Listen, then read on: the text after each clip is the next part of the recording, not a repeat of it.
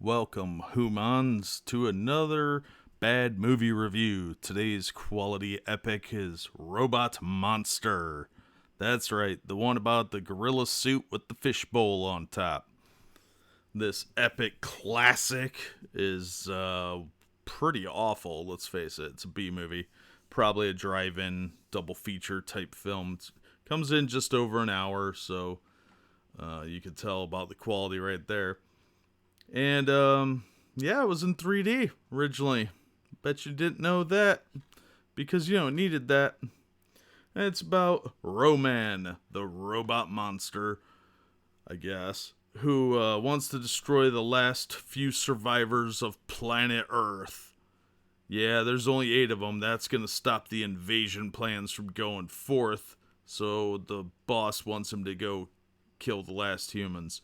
And he spends most of his time wandering around the desert of California because it's like the same 3 scenes over and over. It's just people walking around. The movie's so stupid. But the focus of the story is little Johnny. He's like 10 or whatever. And his family and their friend Roy. I think his name's Roy.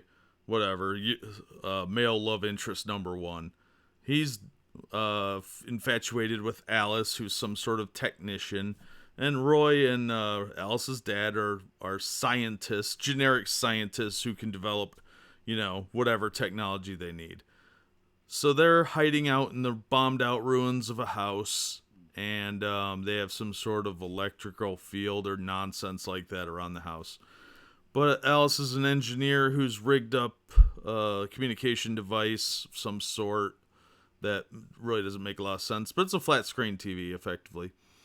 And they use these for communication with Roman, and that's about it since he's the only other person living then.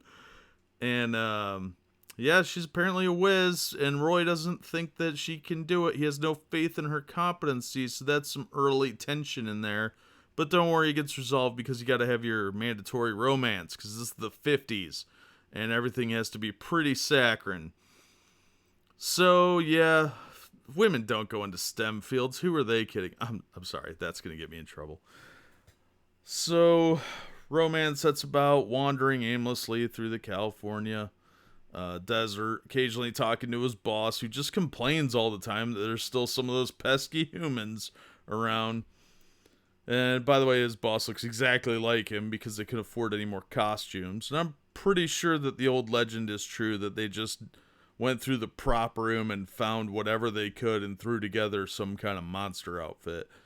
So, yeah, this is a real gem in the B movie world. It's got a little bit of everything. It's black and white, so you've the classic vintage look.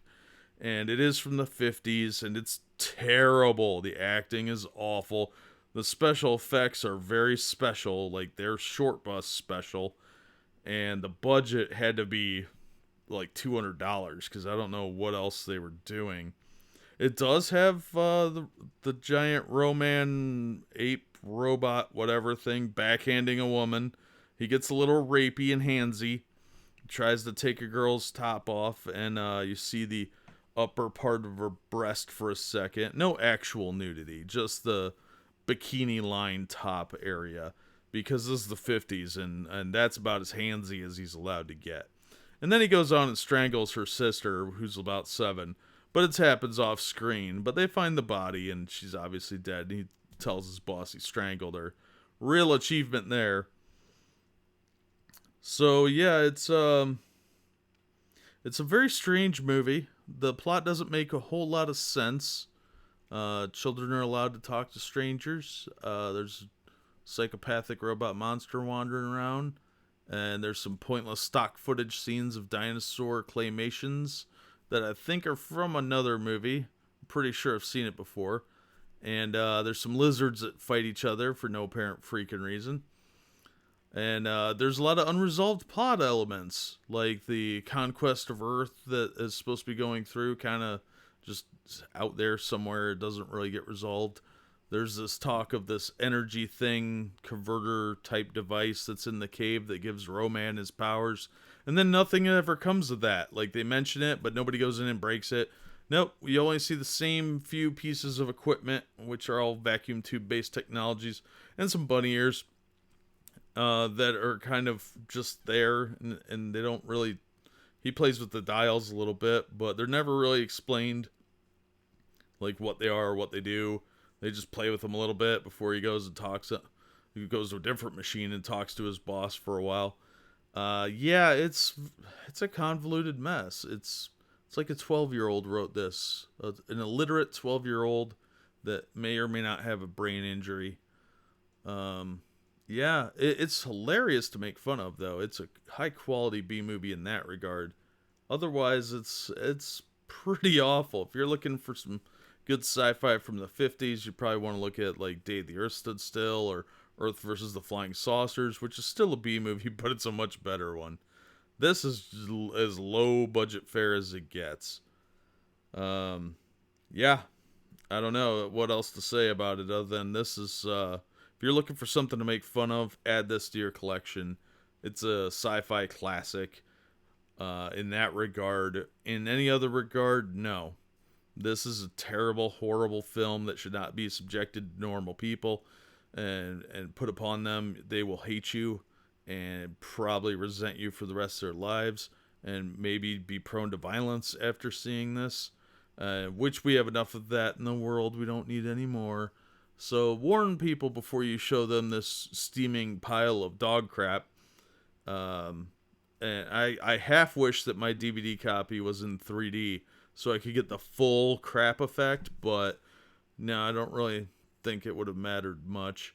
I have seen this on some streaming services before, and it does get aired on TV occasionally, but you can find it on VHS and DVD, and it may even be on Blu-ray, but I haven't found that yet. So keep an eye out. But that'll pretty much do it for Robot Monster. It's a prize winner. It's a pick if you're looking for something for some cheese factor. Otherwise, yeah, oof, this is a rough one to get through if you're new to bad movies. So keep that in mind when viewing Robot Monster, and enjoy the bubble machines. There are a lot of them. They're really big on the bubbles in this one. Why? Why not? I guess they could afford a fog machine. But the bubbles are pretty frequent, and they have a couple Jacob's ladders, so you get to see some cool looking. But those were really kind of popular back then, but they were cheap. So enjoy the bubbles and the electricity, because that's really all this movie's got going for it. And if you like what I had to say, give it a thumbs up, like, share, subscribe. Otherwise, don't. And thank you for listening. Have a good night. Good. You can die a human.